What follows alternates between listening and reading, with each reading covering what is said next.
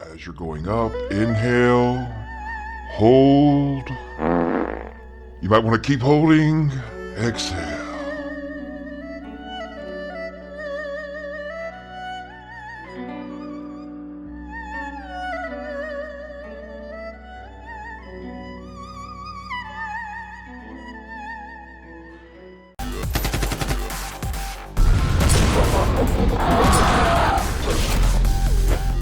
What is up, Gorilla Nation, and welcome back to another Division 2 Build Doctor video. But if you would be so kind, please show some love to that like button. Also, smash that sub button if you happen to be new to the channel. And don't forget to reach up there, trigger that bell, and turn on post notifications. So that way you never miss a live stream or a video that is uploaded. Also, if you want to further your support for the channel and the content, then you can become an official member of Gorilla Militia. And how to do that is all you have to do is click that membership button and enjoy the tons of perks that'll be listed on the page. And some of those perks would be one-on-one help with builds, gameplay, one-on-one sessions, also tons of other content. You'll get videos sooner. The videos I post up, members can be able to watch them hours before everyone else do, and also you get some free custom emojis that you can use in chat on live streams. But in today's video, we'll be having a head-to-head battle, because this was a comment on my last video for Title Update 9, because I was utilizing the Sawyer knee pads, and someone suggested that the Fox's Prayer knee pads will actually do more damage because of the target damage to targets out of cover. So today we're going to go head-to-head with those Sawyer knee pads and Fox's Prayer knee pads. The build I have on is just a typical random build. We're going to be utilizing the M249B, using preservation, nothing, fantastic or anything like that. I'll let you know the stats. So we have 45.7% critical hit chance and 61.3% critical hit damage. First up will be the Fox's Prayer knee pads. As you can see, they have no damage values on them whatsoever.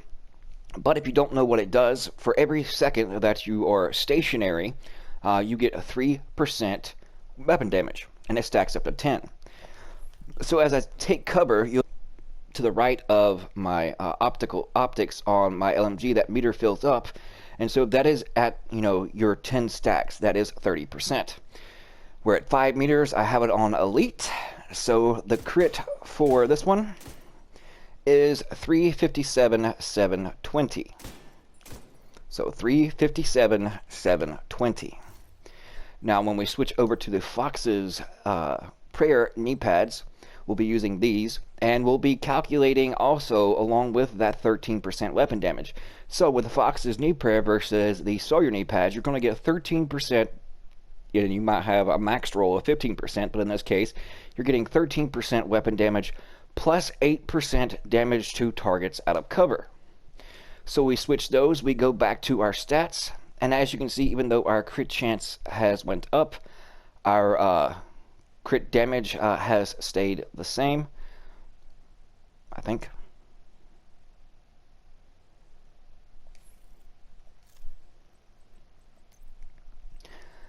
Just to make sure and to double check, because I have a forgetful mind. Yes, 61.3 crit chance. So, yep. Crit damage. So the crit damage had stayed the same. Sorry, I kind of had a brain fart right there. So 61.3 critical hit damage, and with the pads we got the 257, and yes, I'm still using composure, so that way it stays exactly the same. I'm getting that composure damage, so the only thing that's changing is instead of getting 30% extra damage, we're getting the 13% damage from the Fox's Prayer knee pads, along with 8% damage to targets out of cover. The crit is 235 966.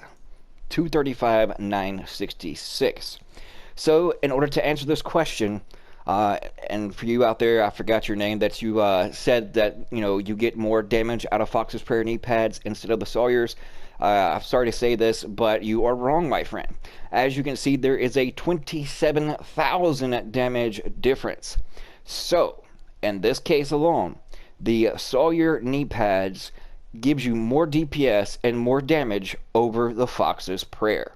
So I hope it settles the question out there for when you're making a build and trying to utilize the Sawyer knee pads versus the Fox's knee prayer, and hopefully this will help you out. But thank you guys so much for tuning in, and we'll see you fudging later.